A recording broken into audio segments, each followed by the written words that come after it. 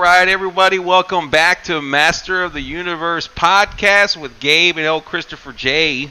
And today we're going to be talking about 2005's sequel to the original Saw, Saw 2. No shit, right, dude? So, guys, what's been going on?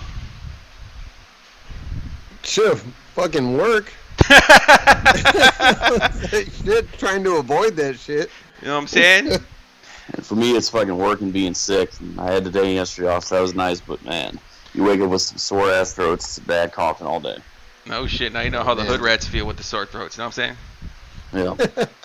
No, so winks at all the hood rats. It winks at all the hoodies, dude. All the over-ass chicks at Paradise. But today we're actually doing like a breakdown. You're not going to hear all the podcast at once, but we have this new gimmick where we're recording it all in one day and spreading out the shit as it should be. And so if we sound like we're talking about kind of a mix of things, it's because we're doing this all at once. Anyway, Saw 2005. I didn't realize how old this movie was, dude. Fuck it, eh? Right? Same here. Like I mean, I guess it has to do with when I started watching the franchise. But gosh, I don't think of this as like 04, 05, mid 2000 shit. I think of this more like late, right before 2010ish. Yeah, you think about it, it's almost 20 fucking years old, man. And like I don't see Saw as a 20-year-old movie, dude. So I mean, No. Gabe was a little bit older and he was into horror. So during this time, were you watching any of these? When they were coming out, Gabe, or what's the story with you and Saw? Well, of course. I saw the first one, and then pretty much, I mean, then I heard about part 2. I was like, shit, well, I got to be there. It's coming out. I got to go and watch that shit. So, got all super excited about it, and then it's just, now it just became a repetitive thing for for 9 movies, right? Something like that. Yeah, it was 7. It might be. Huh? That might be 9. I had thought it was 7, but you might be right, yeah. Yeah, it's like 8 or 9 movies. Then they took like a little time gap just to take a little break, and then they tried to do a revamp, I guess, of it, which didn't really make sense to me. And then they came out with the book of the Spiral.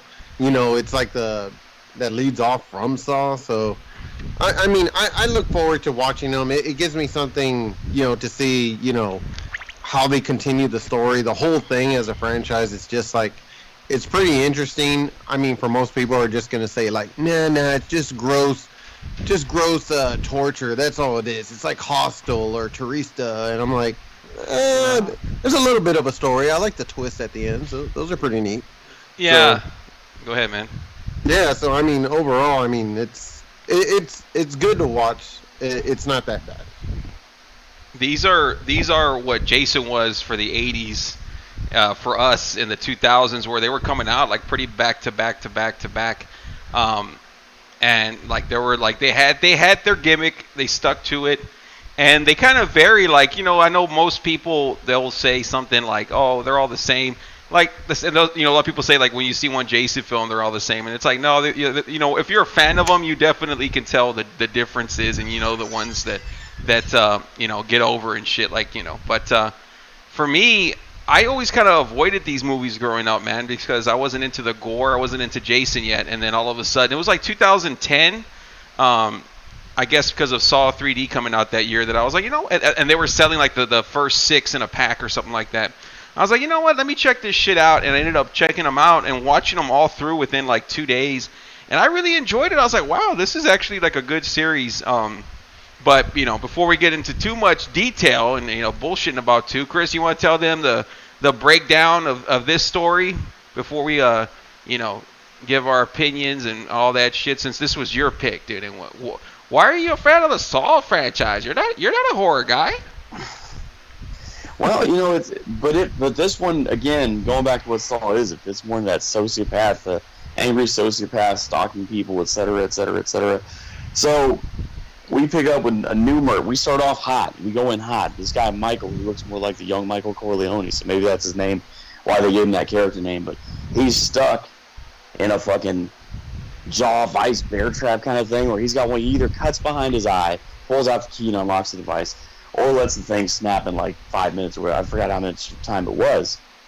Well, he just can't bring himself to either and fucking dies, and the movie comes in hot in that way. But now here we are. We're introduced to the detective played by Donnie Wahlberg, and what's going on here is he doesn't have the greatest relationship with his son. His son doesn't want to be around him. He's divorced from the ex-wife, the mom, and he's just trying to be the best cop he can and the best dad he can. And, you know, we've all had that moment in our lives when we go off or get angry or what have you. And Not say Chris. say something in anger, and you know the next day you're like, "Hey man, I'm sorry." You feel bad about it, and you're like, "Hey, I'm sorry. Can you forgive me?" And you're just pleading for that. And little do you know, it just adds to compound it because now his son is stuck in this weird industrial building with other people he doesn't know, and he's being played a game with, and he could die. Now he has to deal with finding this out, talking to the scumbag who caused this, and then solving where they are and getting them free before everyone dies, particularly his son. That's the premise of this movie here. And the big twist is the thing that gets the most. Well, I think all the Saw movies have a twist. I guess this one I thought was a little bit better. Well, I can't say better. It was a little bit more, as crazy as the first one was. This was a little bit better. It's more twist. dynamic. It's not just two guys and their stories. It's a lot of people and a lot of stories. Look at Chris, dynamic. Get out of here. A good choice of words, huh? Yeah. He's like, the word you're looking for is dynamic, Jerry.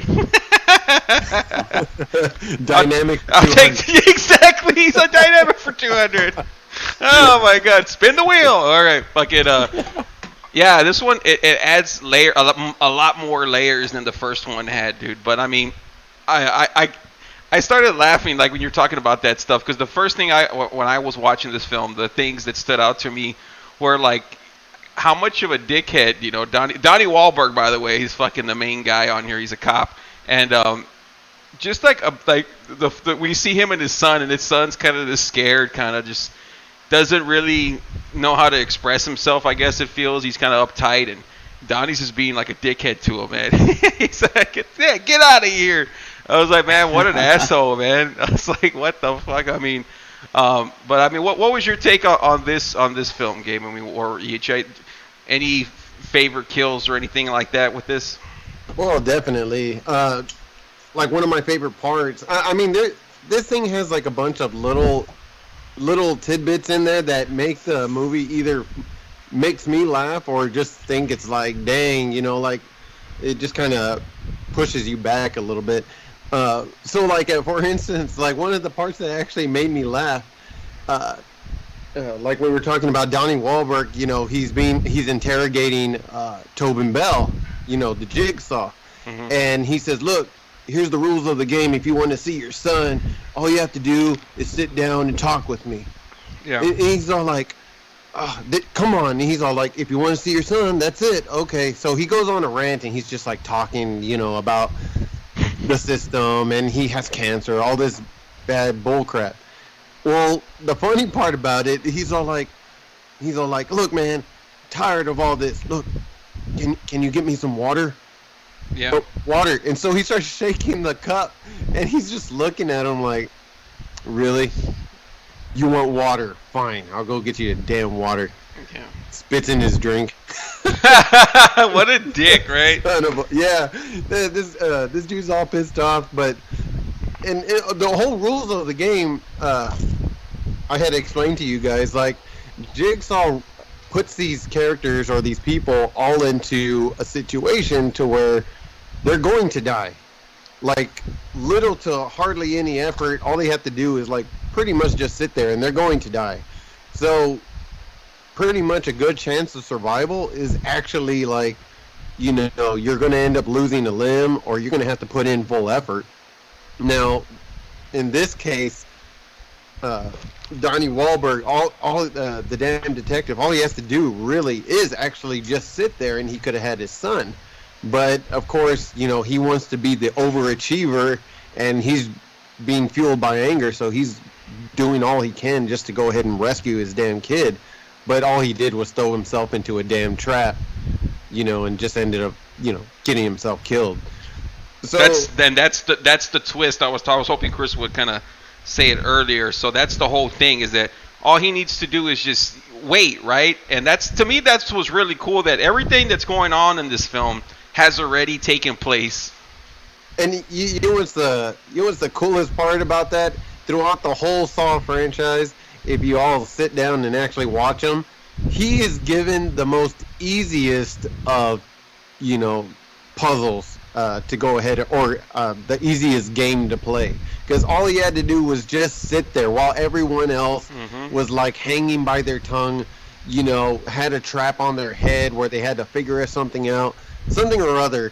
Even all the people that are been kidnapped and trapped in the house, especially with the son that's in that house, they all have puzzle numbers on the back of their neck. All they had to do was help each other, try to figure out those numbers. But even then, as things escalated, they didn't realize they had numbers tattooed on the back of their neck. So they end up one of them pulls out a knife and ends up trying to cut the skin off just so he can get the damn number. Yeah, at the end it's all fucked up. And those numbers coordinate with a damn safe that actually leads to an antidote. So, yeah, they're all injected with, poison, and leave it to them. They're all panicking, and they're, trying to figure out, how the hell to get out and how to survive or get to a hospital. But these people are just panicking, and that's pretty much this movie. You're just trying to see how people can coordinate under, a dire situation. They don't know what they're injected with. What was the point of putting it behind them? Was it for them to watch each other's back or something? What the fuck was all who the fuck's gonna look in the back of their neck? Well, I mean, I guess you would if you you know how I think of that though. I think of the. I was told this anecdote. I don't remember who told it to me. I think it was in a newspaper or something. And it was something like an angel went visited hell and then visited heaven. And the people in hell were sitting around a pot of some kind of soup or stew or whatever that everyone was going to eat. But their spoons were really long. So they couldn't spoon it to their own mouths because the spoons were so long. And they said everyone starved because of it. But in heaven, everyone fed each other with different... So I'm holding this spoon and I'm going to feed you. So-and-so over there is holding this spoon, he's going to feed so-and-so over there. Yeah. So that's the difference. So that's kind of how I think of it. Is he's trying to get these people he maybe thinks they're selfish and trying to get them more group-oriented. I think in my perspective, he's just a bit of a dick. Yeah, that too. I mean, he doesn't, these whole things are games and they're puzzles, so he doesn't want to make things too easy. Plus, this is part 2. I mean, they don't want to, they're barely rolling into the whole idea that they got from part 1, and now they're trying to come up with new puzzles and stuff for part 2.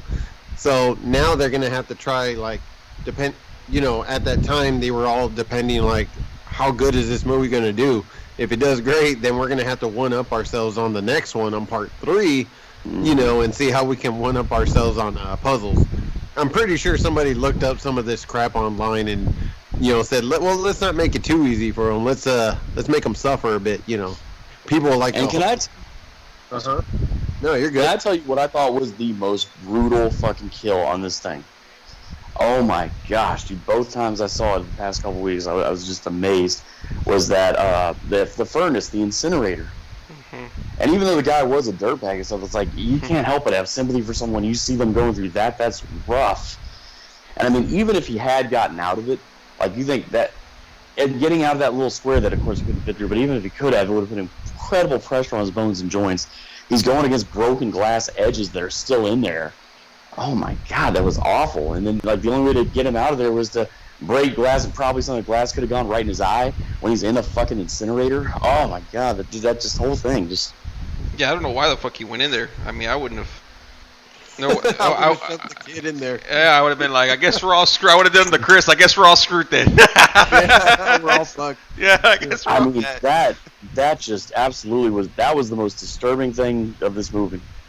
Yeah, well, I mean... Go ahead, man. I mean, the main prison guy actually did threaten. He threatened the other guy, saying you better go in there, and he said, if you don't go in there, I'm going to throw your ass in there. So, yeah, they weren't threatening each other.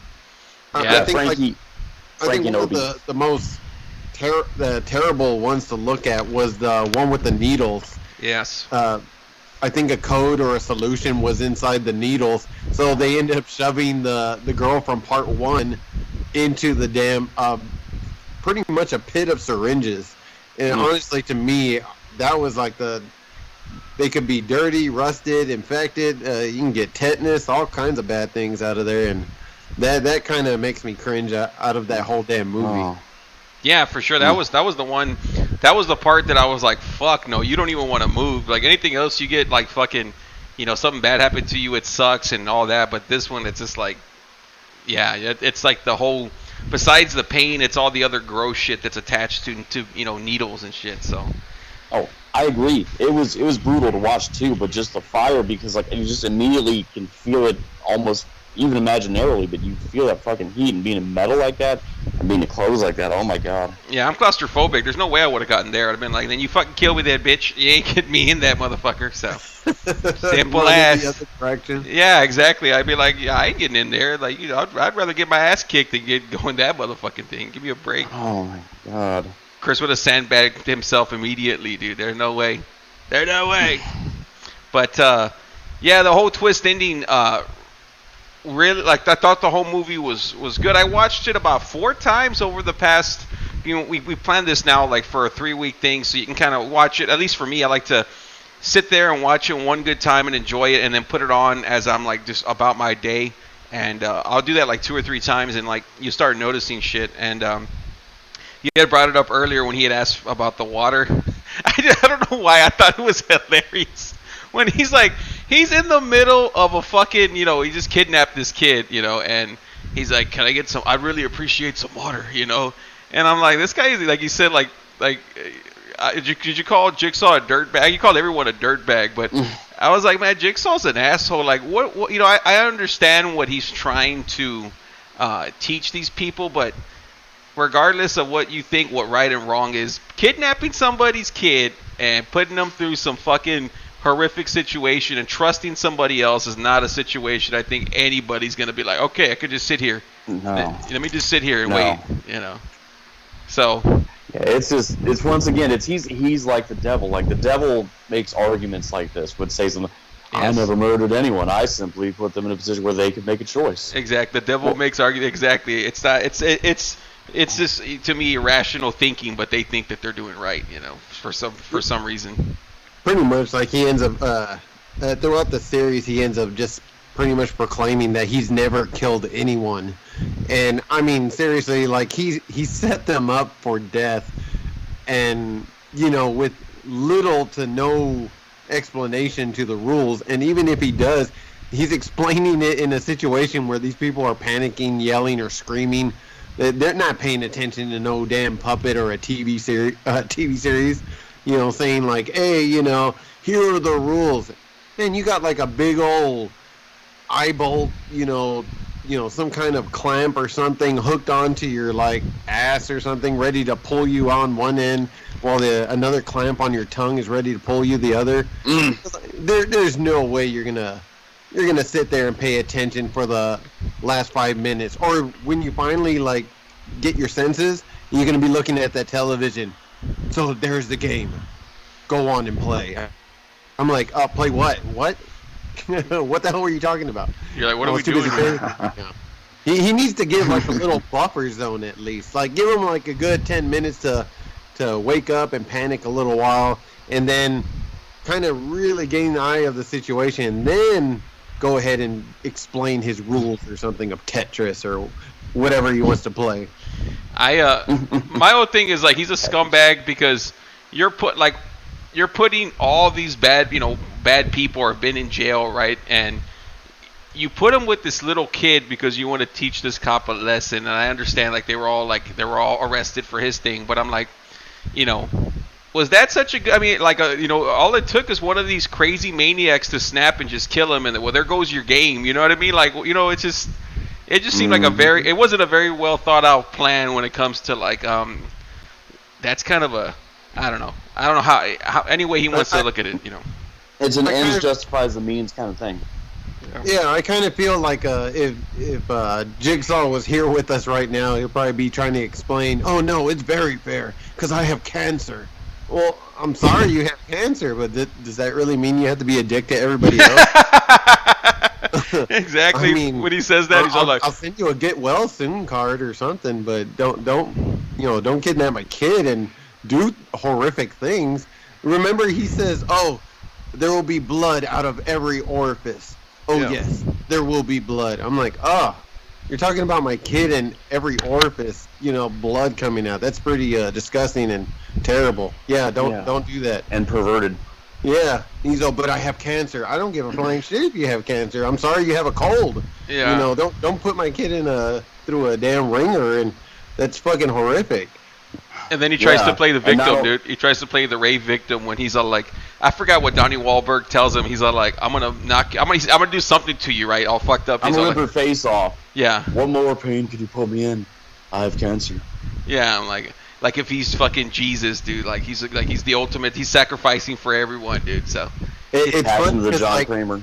he it's hilarious because he explains pretty much. I think for the first 3 or 4 movies, I think that's all he really explains is that he has cancer. And that's his main excuse.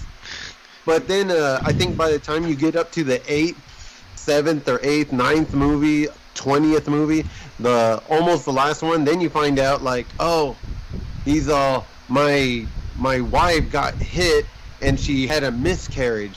Then I fell into a car wreck. Then I found out I had cancer. Oh, okay. Well, see, now there's more to it. Are you all just making up things as you go, or did you all actually really have a plan? You know what I mean? It's just he didn't want to explain how extra horrific it was. It just kept explaining throughout the first so many movies. Yes, I have cancer. Yeah. Oh well. Sorry. I remember that. Like if he would have, like if his wife would have got killed by a drunk driver, and he put a drunk driver in like a situation like this, I would understand a little bit better. If you, you know what I mean? Like, it's just like he's just taking random people, and like right now he's like, I got cancer, and that's it, So I'm pissed off at the world, and it's just not enough to justify the fucking madness, Yeah, there's he enough doesn't psycho really. movies out there like that. Yeah, they're really. I mean, there are movies out there like similar to this, and one in particular I can, bring up would be Breaking Bad. Yeah. So in that case, the guy has cancer, and man, I kid you not, that damn cancer is a damn good motivator for doing like some amazing things. But in this case, like, so in Breaking Bad, the guy has cancer, and then before you know it, he's trying to push his life on the edge. So he starts realizing, I got to take care of my family. So he starts making meth and selling drugs and shit, and he becomes like a big kingpin. In this case, this one just decides to go and lose it and just say, hey, I'm just gonna kidnap someone's kid and put them in a whole house, barricaded to where they're all criminals and they're gonna do something. They're gonna do something. Hey, hey Joe, didn't you find the funniest part with the damn cops when they were breaking and entering into that place, and then they all kind of got electrocuted into the damn cage? I don't remember that part. At the very end when Donnie tells him to stay there, and he when he's punching Jigsaw in his car. No, it was in the beginning. At the beginning. Yeah, it was in the beginning. So what happens is that they found the location of Jigsaw. So they're like, oh shit, we got him. We found the location. So they figure it out, and they remember it's at this old reserve steel mill or something like that. So anyways, they make their way over there. Steel reserve? Steel reserve. He has wasted. he has like some kind of winks at me. Winks at Chris. Yeah, the main detective. Well, anyways, what happens is that they get the whole SWAT team, and that's how the whole SWAT team ends up getting there. So they get there, they bust in through the door, and they start running on in, and sure enough, they end up into it's like a little cage of stairway cage.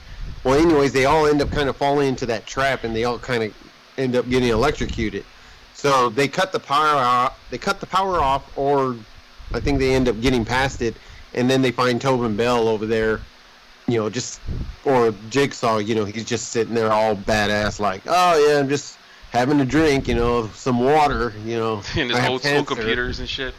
Yeah. It's fucking And then all the monsters. computers, and they're all like, okay, hold still, hands up. And he's all like, okay, yeah, sure. I have cancer. And of course I can do that. He's sitting there like fucking like the Kermit meme where he's drinking a cup of tea, but that's none of my business, just all calm. But the thing is, too, I agree with you at the beginning part where the first line of SWAT team is rushing up the stairs. And that, I told y'all the night I was watching, I was like, I started laughing. It reminded me of like Home Alone when he throws the paint cans down the stairs. But here it's like a stupid ass doll rides up on the bike, ha ha ha, and then the stairs fall out from below. Oh my god. Honestly, you are not too far from the truth. I think Jigsaw is the adult version of Macaulay Culkin from Home Alone. I think that's what happened. He caught cancer at some point and decided to turn evil. Yeah, these traps, right? It's just the Home Alone gimmick. He's like, how can I fuck with people now? You know what? The only thing he's missing is the paint buckets.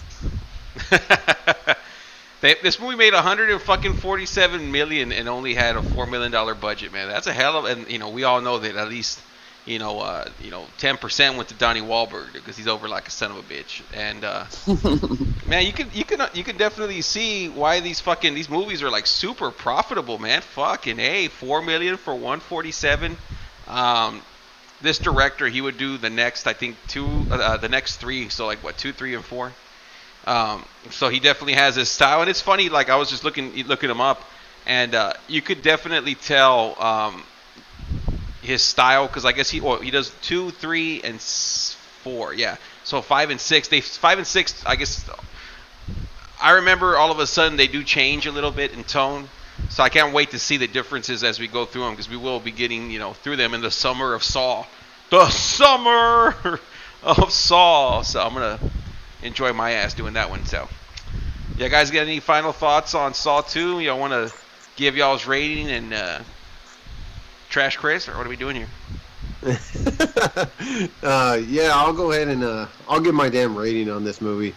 I do watch it from time to time, and I mean, once you've already seen it once, I mean, depending on how much you really like horrific traps and like all the bad predicaments, like them trying to panic and trying to get out of it. I mean, it's up to you how you feel about all that. I mean, really, 6.5, really.